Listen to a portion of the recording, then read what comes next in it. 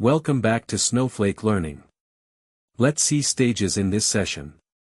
Before we dive into the hands-on part, let's first get a clear idea of what stages actually are in Snowflake.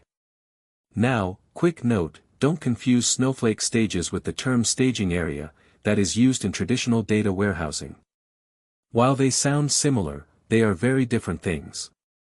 In Snowflake, a stage is a database object. Think of it as a container, or a reference point that tells Snowflake where your data files are located essentially, or where your data is coming from when you load it.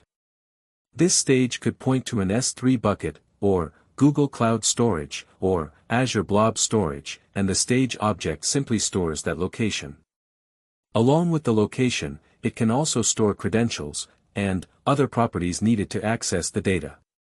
So essentially, the stage object bundles together all the information Snowflake needs to grab your data, where it is, how to access it, and any extra settings for the connection.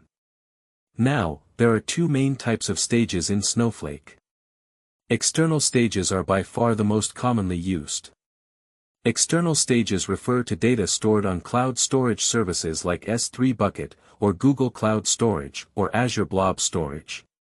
When you create one of these stages, you're pointing Snowflake to a cloud location where your data lives. You create them using the create stage command, just like you create a table, or a view. And once created, they appear as objects in your database schema. These stages can include details like the URL of the storage location, access credentials, and other connection-related settings. A quick word on cost: if your Snowflake account is running on one cloud provider, or region, but your external stage is located in another, you might incur additional data transfer costs. For example, if your Snowflake account is on AWS US East, but your stage points to an Azure Blob in Europe, then you'll be paying to move that data across providers, or even just across regions. So it's important to be mindful of where your data is stored, and where your compute is running.